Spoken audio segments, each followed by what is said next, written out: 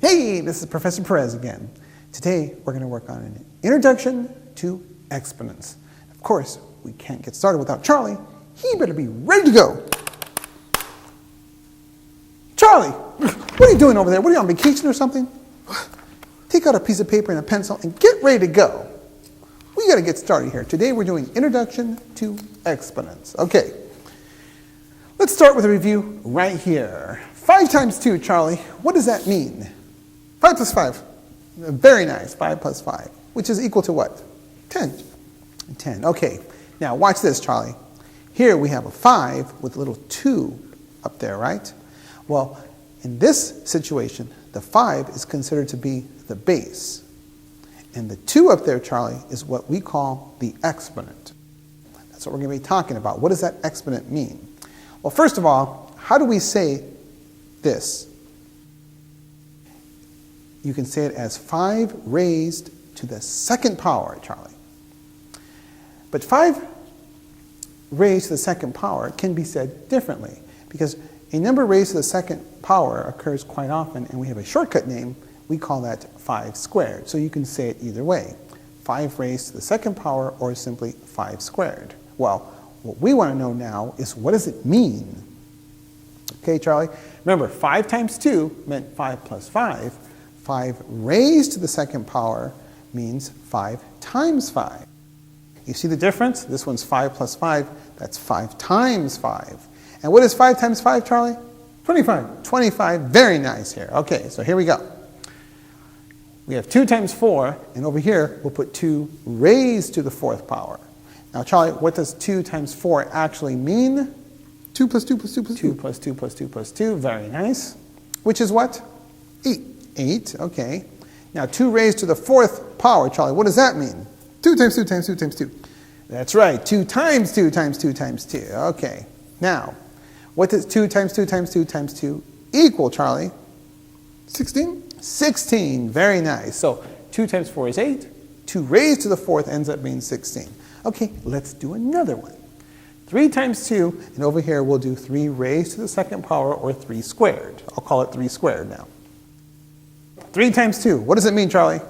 3 plus 3. 3 plus 3, which is? 6. 6. Now, what does 3 squared mean, Charlie? 3 times 3. 3 times 3, that's very nice. And what does that equal? 9. 9. Very nice there, Charlie. Okay. Now, what we're going to do is look at this one. Don't get scared. It's x raised to the 5th power, Charlie. Just use the force, Charlie. What does it mean? X times x times x times x times x. That's right. It just means x times x times x times x times x. That's what it is. Okay? That's what it represents. Now, let's look at 3 to the 4th power, Charlie.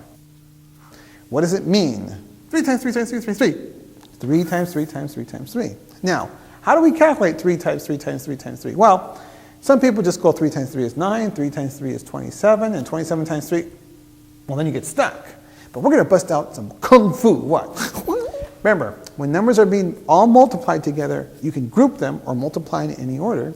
Here we're going to group them. We're going to bust out some kung fu. Watch. What's 3 times 3, Charlie? 9. That's 9.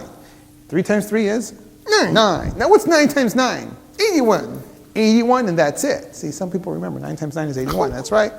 The answer is 81. Very nice there, Charlie. Let's move on. Write that as a word statement. So in other words, how do you say that? I don't want to tell you the answer. That 2 with a little 3 up there. How do you say that? That is what?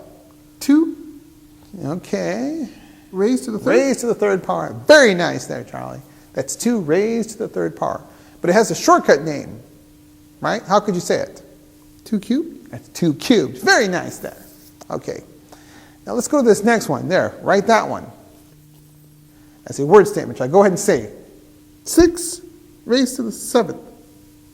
Very nice there, Charlie. 6 raised to the 7th power. Very nice. Okay. Now, what we're going to do now is we're going to have to look at, what does it mean for an exponent to be equal to a 0? That's a tough one. We're in pre-algebra, and we're going to look at this from a pattern standpoint. Well, you'll see what I mean. Watch. 2 to the 4th. What does that mean, Charlie? 2 times 2 times 2 times 2. Okay, which is equal to 16. Now, 2 cubed means 2 times 2 times 2, which is 8. 2 to the 4, or 2 squared, sorry, means 2 times 2, which is 4. 2 to the first power means you only have 1 2, it's 2. Okay? Now the question is, what is 2 to the 0 power? Well, we have to look at a pattern. Now notice over there, Charlie, with those numbers, we have a 16, an 8, a 4, and a 2. What's going on? Cut in half? Okay, they're being cut in half. So if we continue the pattern, 6, what's half of 16? 8. 8, and what's half of 8? 4. 4, and what's half of 4? 2. 2. Well, what's half of 2? 1. It is 1. So basically what we're doing is we're dividing by 2. Simply because 2 is our base. We're losing a 2 every time. Okay? 16 divided by 16 divided by 2 is 8. 8 divided by 2 is 4. 4 divided by 2 is 2. And 2 divided by 2 is 1. And notice, with our pattern, we're seeing, hey, 2 to the 0 is equal to 1. So then, okay, let's try it with another base. Let's try it with a 3 now. 3 to the 4th means 3 times 3 times 3 times 3, which we just saw previously was 81. 3 to the 3rd, or 3 cubed, means 3 times 3 times 3, which is 27. 3 squared is 3 times 3, which is 9. 3 to the first power is just a 3, which is 3.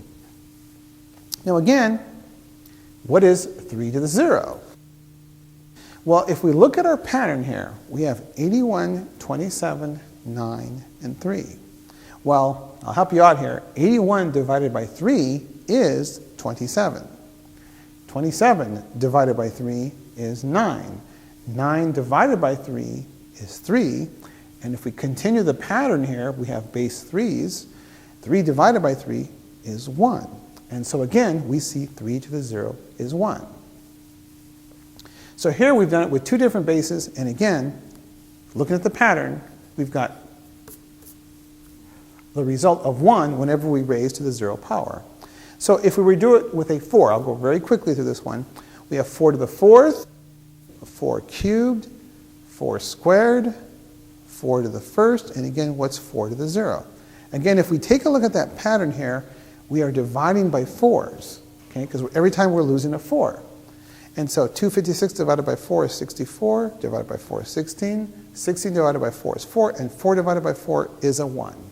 And so if you do this with any number, any base, positive or negative, you will always get 1 when you raise to the 0 power. So our conclusion is any number raised to the 0 power except 0 is equal to 1. It will not work with 0. Because notice, here we're dividing by 2's, here we're dividing by 3's, here we're dividing by 4's.